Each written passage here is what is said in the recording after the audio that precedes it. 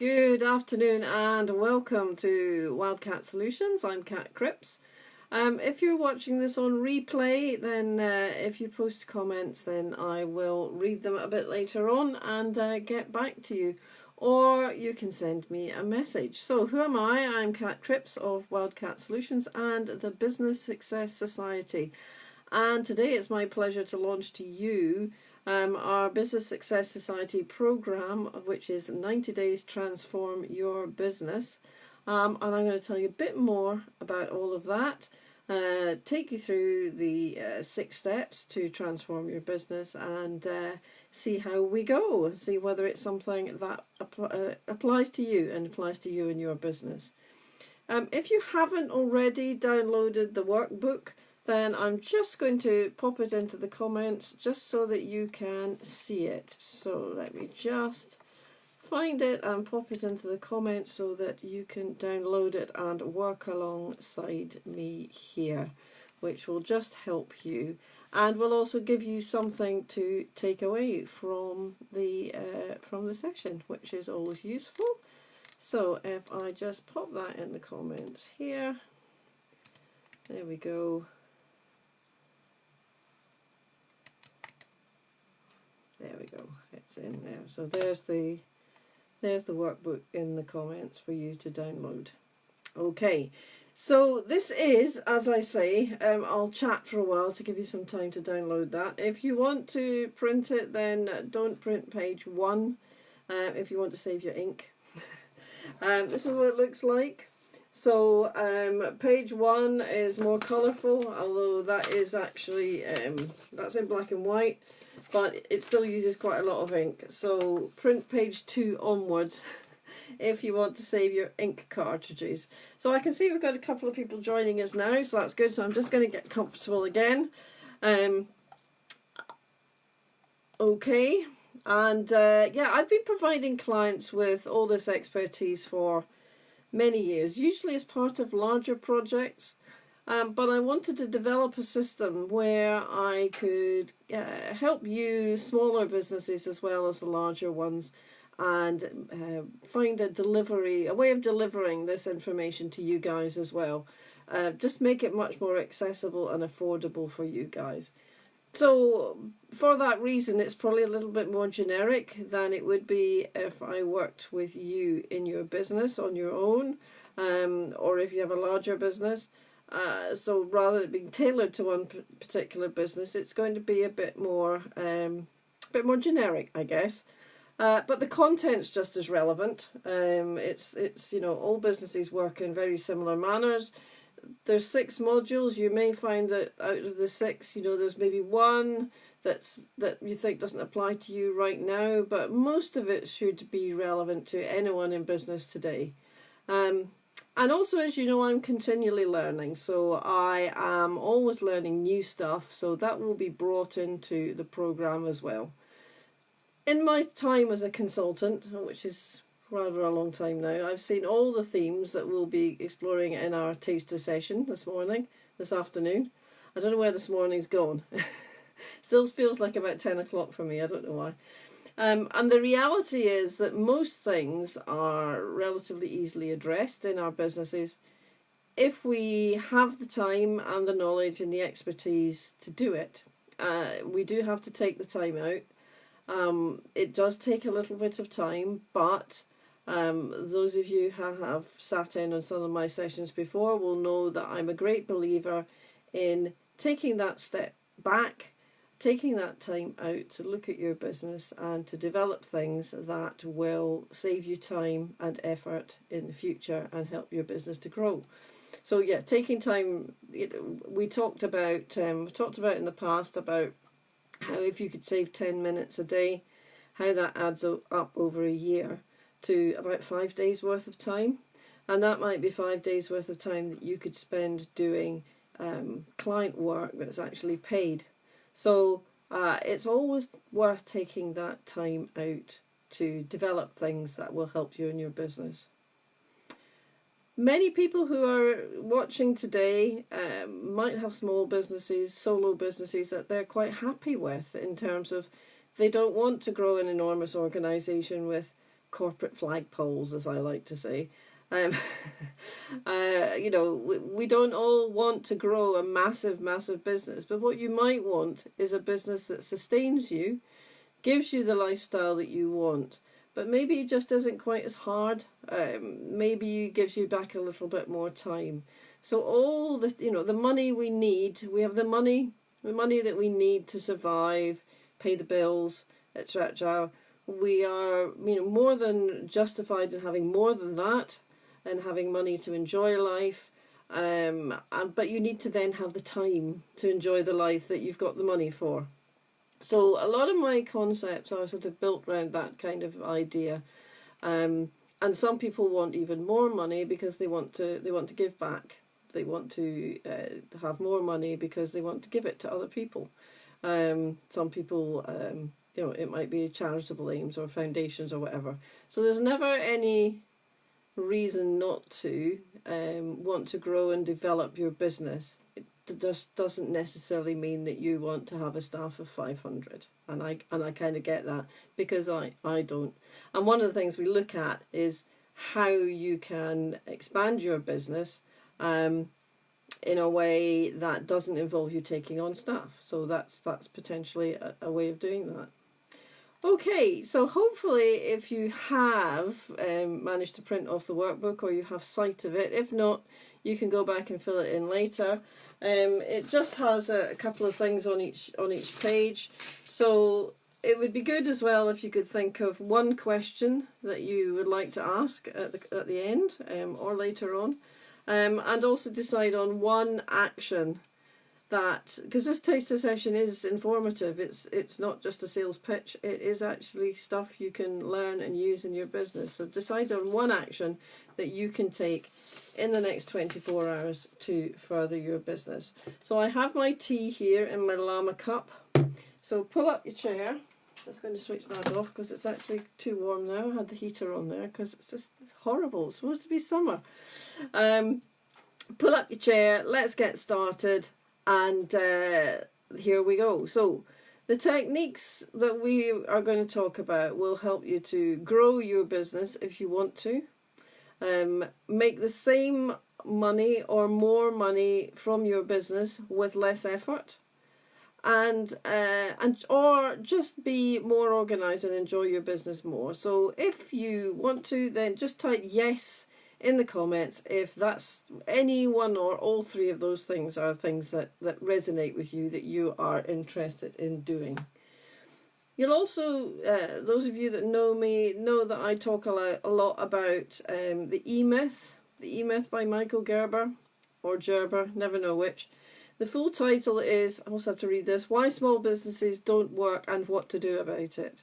And the way to do this is to systematize. So I'm all about, I have a new sort of catchphrase, which is analyze, organize, and systematize. Sounds a bit American, but I promise you I spell it with S's, not with Z's. And have routine processes that you follow time after time after time, so that tasks take less time and are done right first time. And this in turn keeps costs down, and it delights customers. So customers are more likely to come back to us. They love consistency.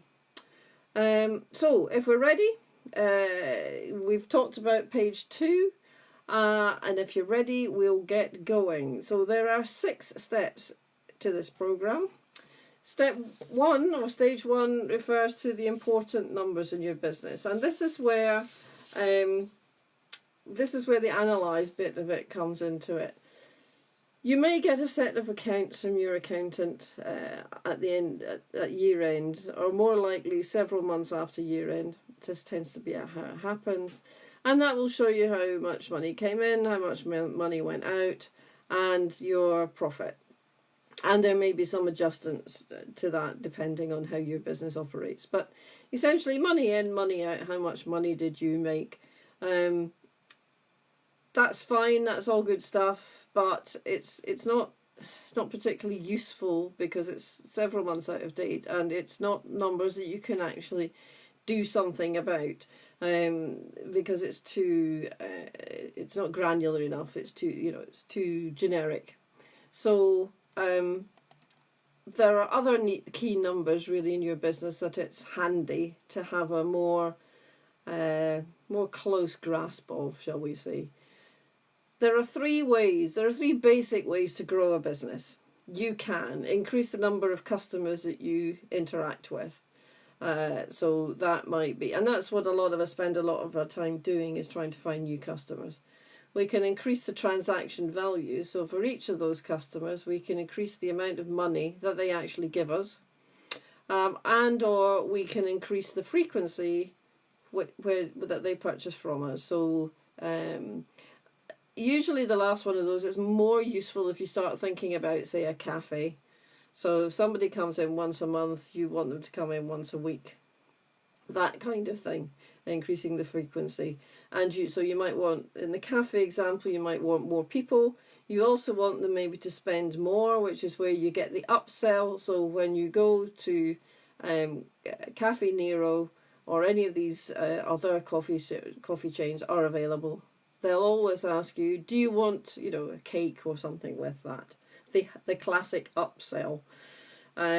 Nothing wrong with that, and there are ways that you can potentially do that in your own business as well, which is to offer an additional something to go with it. And it might even be worth having a bundle price, which is slightly cheaper for the two things added together. But those are essentially the three ways. And I think possibly most of us, most of the time, focus on the first one. We want more customers, we go networking, we do social media, we do whatever we do about getting more customers. And in fact, probably it's a better strategy, particularly as a small business, to essentially hold on to the customers we've got and maybe do something about the other two. So it is 7 times more expensive to acquire a new customer, whether that's in terms of actual cost or time. And as small business owners, our time is worth a lot of money. So option 2, to upsell them, to sell more to them, or to increase the amount they spend. I mean, one way to do that is to increase prices, and that can be a strategy, and isn't necessarily a bad thing. But there are other ways, as I say, to increase the average value of a sale. So you can think about how you might do that in your own business. And then if you want to encourage them to come in more frequently, depending on your business, you might want, if you're training, you might want to train them more frequently. You might end up getting them to spend more frequently on something like a retainer. There are a whole pile of ways. But once you know the key numbers, you can see what happens if anything changes. So if you know how many customers you have, then you can then model what happens if that number changes. And you know the average transaction value, and you know how often they buy. So as part of the full course, you get a spreadsheet that you can put these numbers into, and you can model, and you can see what happens when any of them change. The other things you'd kind of need to know are things like who are your top 10 customers, what's your best product, what's your most profitable product.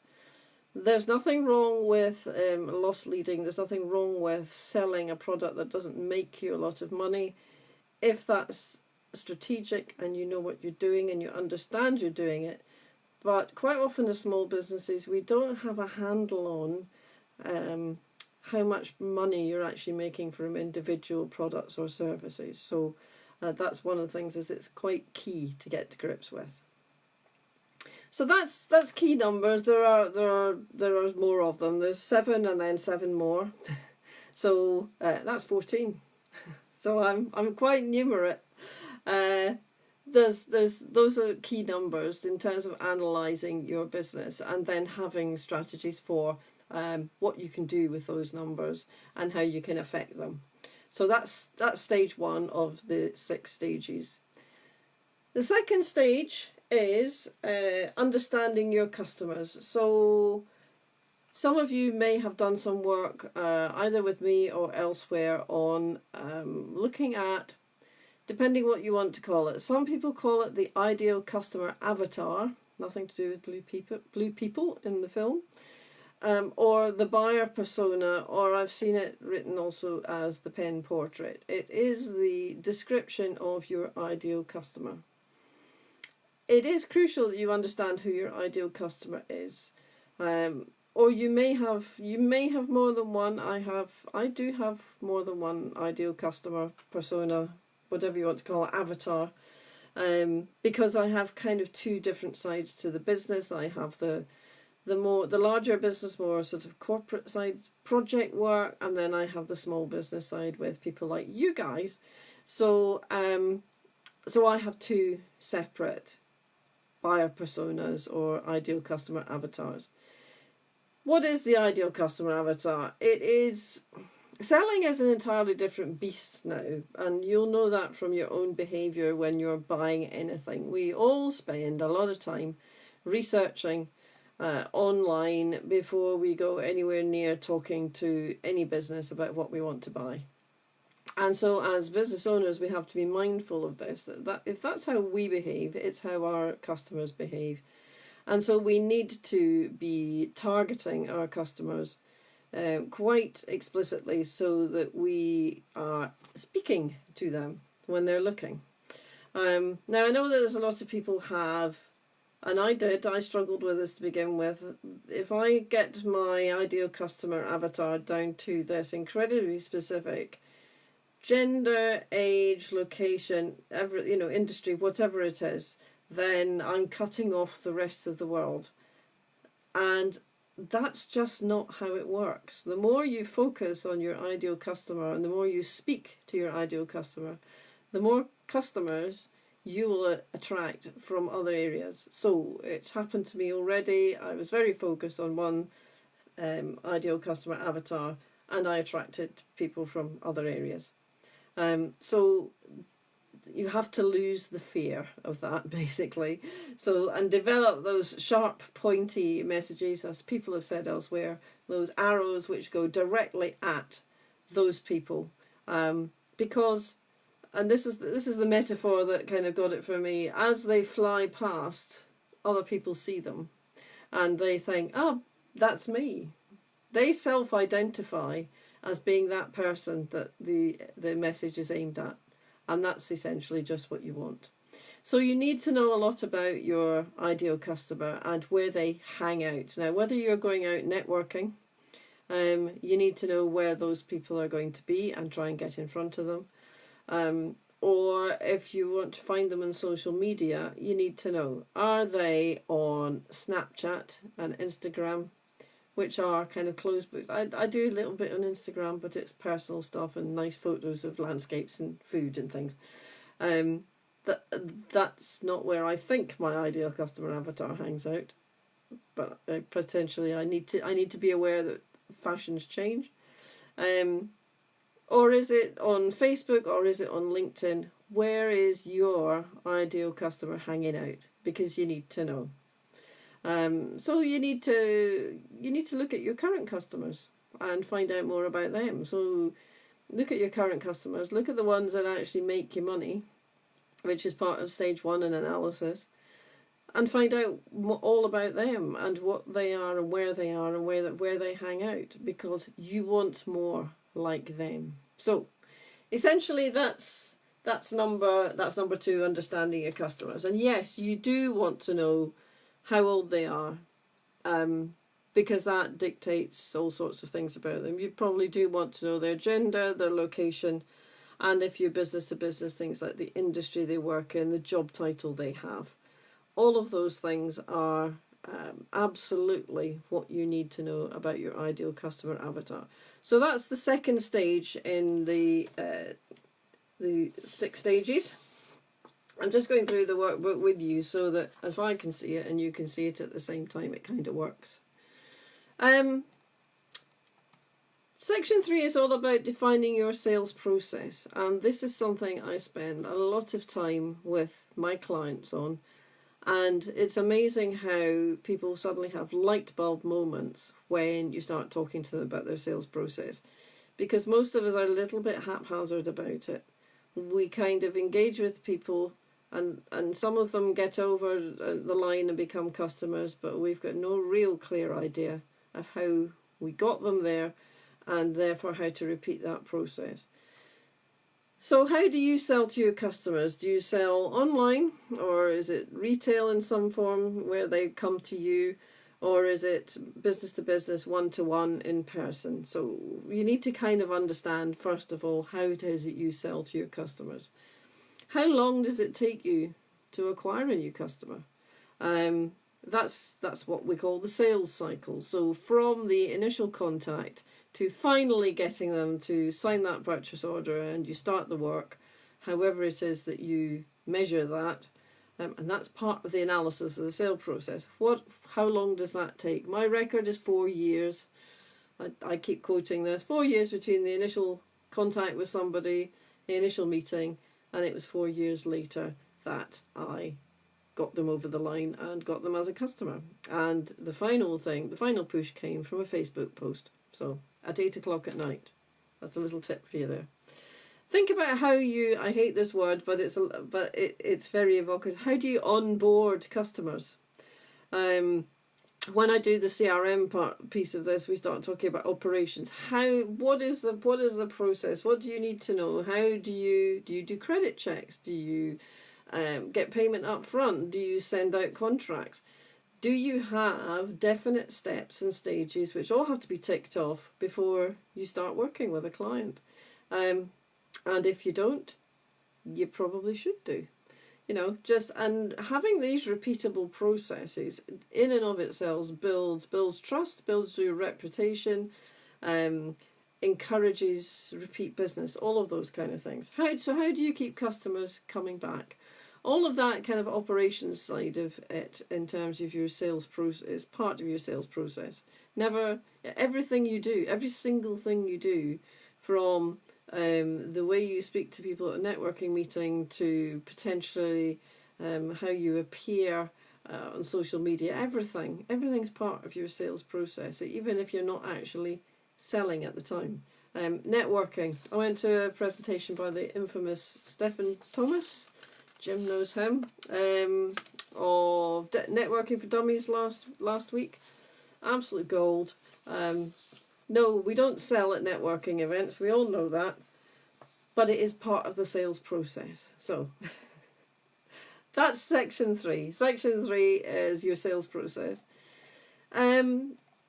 Section 4, this is where I get everybody groaning, and you'll all be switching off in droves now. Standard operating procedures. So yes, those of you who might have worked for larger organisations in the past might have been constrained, you would feel, by standard operating processes. And as small businesses, I think we've got a lot to learn from that. Not necessarily to the degree of difficulty that perhaps we did in corporate life, but there's a lot to be said for writing down and formalising in a softest possible way our processes in our business. You can save time, definitely. You can save effort in anything that's repeatable by having those consistent, repeatable processes in your business. And again, your customers love consistency. They just love to know what's going to happen and how it's happening. And if they engage with you again, when things happen again, it builds real trust and strengthens the relationship if you do something the same way every time. If you then take on staff, then it ensures that they follow the same procedures that you want them to do. If it's written down and you say, this is how we do things here, then that is how they will do things. And yes, you have to make sure that they do. That shouldn't mean that they don't have an input to come back and say, I found a better way to do that, and you have a conversation about that. But in essence, you have to be able to say, when somebody new comes into the organisation, this is how we do things around here. You also might want to, if you're outsourcing, say, this is the way I want things done. So even if you're not taking on staff, you might say, this is how I want you to deal with my customer. This is the process I want you to use. Again, they might come back and suggest better ways or tweaks, and absolutely you should be open to that. But Repeatable processes will save everybody time and effort and ultimately money, build trust, build consistency. And obviously, if you do want to scale up your business, then having those processes written down at the start is great. So as you take on more staff, then it's easy. It's easy for everyone then. You don't have to stand over them endlessly, and you don't have to answer thousands of silly questions, because it should all be in the manual. So that's essentially that. That's section 4. That's stage 4, standard operating procedures, and that would be something that we would spend time helping you to develop in your business. Having got yourself to that stage, stage 5 is then apps and automation. So this is where, having done all the hard work, you can start to look for ways to make your life a little bit easier again by finding software packages, apps, whatever, tips, tricks of the trade, whatever it is that can help you. So you can use apps and software to perform tasks for you, send things out for you, do things for you, generate reminders to ensure that you do things. Just make it much, much easier. Have it on, the idea is these days, it's all cloud-based. You can access it from anywhere. You can have things on your phone reminding you, or that you can put notes into quickly. So wherever you are, and we're all busy mobile people, then you can constantly be keeping up to date. And if you have got staff or outsourced staff doing stuff for you, it's also a great way of keeping in touch and communicating and just making sure everything's being taken care of. Automation can ensure that customers and contacts are contacted in a timely manner. Email marketing is an absolutely obvious use of this, so that you can do things like 7 days after you sell something to someone, you can generate an automatic thank you for your business, here's a customer survey, whatever it is you want to do. Or do the upsell to say, now you've bought the coffee machine, do you want to buy more coffee to put in it? All those kind of things, and you can automate them. So stage 5 of the program is looking at how you can use all these automatic things, reminders, in your business, just to make things easier for you. There are literally hundreds, if not thousands, of apps and software systems out there. Some are free or nearly free, or can be used free until you get to a certain stage. So sometimes it can be the number of users of the system, sometimes it can be the number of contacts in the system, or sometimes it might be relating to the number of transactions you want to put through. Obviously, within the program, we cannot look in detail at every single one of the apps that's out there for every single, that might be relevant to every single person in the course, but we'll talk about how to look for apps, and we'll talk about some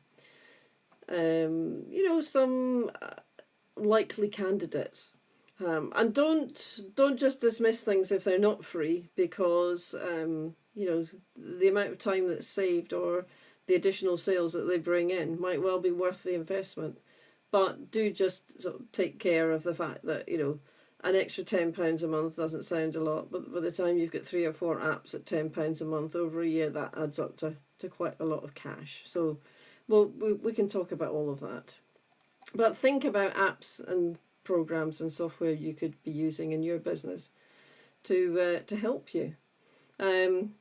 So probably some kind of accounts package, or at least receipt management system. There are lots of those around where you can just easily record every bill, every receipt that you get received. Even if you're doing that, something to send out your sales invoices for you, something to then track those for you, so that you are not letting your customers get away without paying you.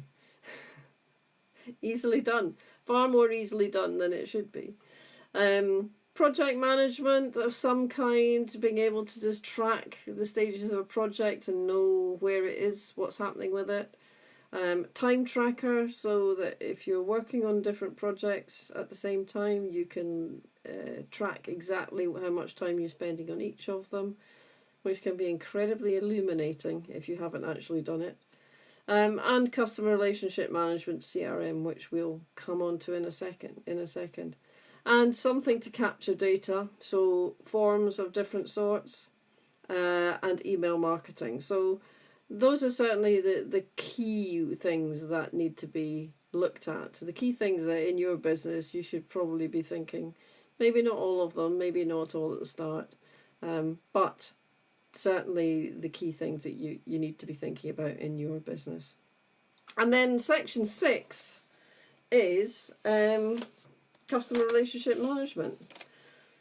The three, just before I go into about customer relationship management and CRM, I really like to call it business relationship management, because it's not just all about customers or even customers and prospects and leads. It's about all the important relationships in your business.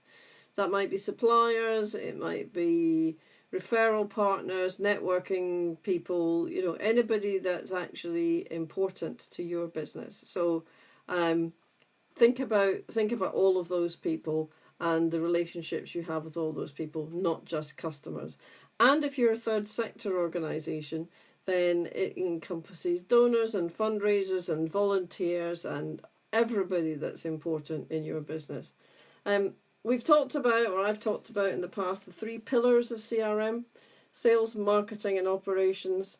Sales is fairly traditional usage of CRM. That's pretty much what everybody thinks of: the sales pipeline, the sales team, managing, tracking, how many prospects have we got, how long does it take to convert them, all that kind of good stuff. And that's absolutely what CRMs can do. What they can also do is help with your marketing. Once you have the data in there, you need to generate and create and track the data. Once you have the data in there, then you can use it to produce highly targeted marketing campaigns. Gone are the days of the bland newsletter to hundreds of contacts. Now the best strategy, because nobody reads them. When did you last read somebody's long newsletter? Really, seriously. Much better to send a short, punchy message to the people that want to receive it at that time. So whether that's new customers, new prospects who haven't heard from you for a while, all of those kind of things. And they all deserve different content, not just the bland newsletter. And some of the other advantages of CRM include internal communication. And by internal, that could just mean people that you're outsourcing to as well, and collaboration. So if you are working with other people on bigger projects, then you might want to have a system to enable you to track everything together and monitor it and analyse it as well. And at the end of it all, it's a repository for your big data, which, tells you everything about your business, who's buying from you, how often they buy from you. And so, as you see, stage 6 ends up back at the beginning again. So, yes, we need to analyse our data to get us started, but it's a continual process all the way through to the end. So that's essentially the 6 stages. On the next page, you'll see there's a big box for you to write down your biggest takeaway. The programme starts on July the 1st, which is next Monday. There are the 6 modules, so the 6 modules tie in with the 6 steps that we've talked about this afternoon. Each module takes 2 weeks. Now, that's maybe uncommon. Sometimes these things are monthly, sometimes they're weekly. I decided that monthly was too long. People just forget, or they either forget about it or they leave it right to the last minute when they suddenly realise the month is up. Weekly is too short, because if you have a really busy week, then the next module starts the next Monday. you're just going to feel you're never catching up. So I decided that a 2-week cycle was the best way forward. Although, to be fair, this is the first time I've done this one in this particular way, so time will tell. Each module will last 2 weeks then. 2 weeks times 6 modules is 12 weeks. And then the 13th week is all about wrapping up and looking at implementation, how you can actually take what you've learned in those 12 weeks and implement it in your business. So that makes 13 weeks, which is 3 months, 90 days, whatever you want. So that's how it's kind of structured. You would be invited to join a new Facebook group, which would be secret and closed and just for the people who are on this program. And once you're in there, you'll have access to everything. So there will be online teaches, a bit like this, with me rabbiting on at you. There will be downloads. There's things like Excel spreadsheets and workbooks. There will be videos which you can replay. All sorts of things. Access to lists of apps, all of that kind of thing, just for the people who are in that group and nobody else. So that's kind of what you get. You have to undertake to do the work to participate. And essentially that's it. Once at the start of the module, you'll get the introduction in the Facebook Live, you'll get all the workbooks, you sit and work through the workbooks, and there will also be, during the fortnight, there will be opportunities to interact with me, to ask questions. You will see as well that there are 2 options. There is the DIY version, where you can submit questions into the group and get answers. There's also the handheld option, where there will be closed Zoom meetings for those people who have paid for that, where we can have much more in-depth discussion. And those will be exclusive, and that's much more one-to-one help then in that option. So the cost. The cost is £400 for the basic DIY 90-day program. You can split that. I've got offered payment options for 3 months. You can pay it over 3 months if that's preferable, because I know that £400 is quite a large amount of money to find in one go. But consider how much you can gain from that. In terms of how your business will be much more streamlined, attract more customers, really get you to a point of excellence in terms of your business operations.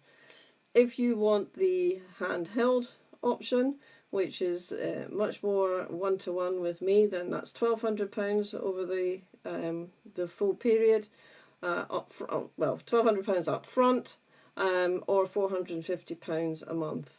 And that's the option to choose if you're really serious about implementing this in your business. The difficulty is that, as we all know, it's easy to work on things and put them in a drawer. That's not what I want you guys to do with this. Even the DIY guys, we will have a session at the end for everybody to talk about how to implement this in your business, because I really, really want each and every one of you to succeed from this. And I believe that every single one of you can succeed from this, because if you follow this, then you will see results.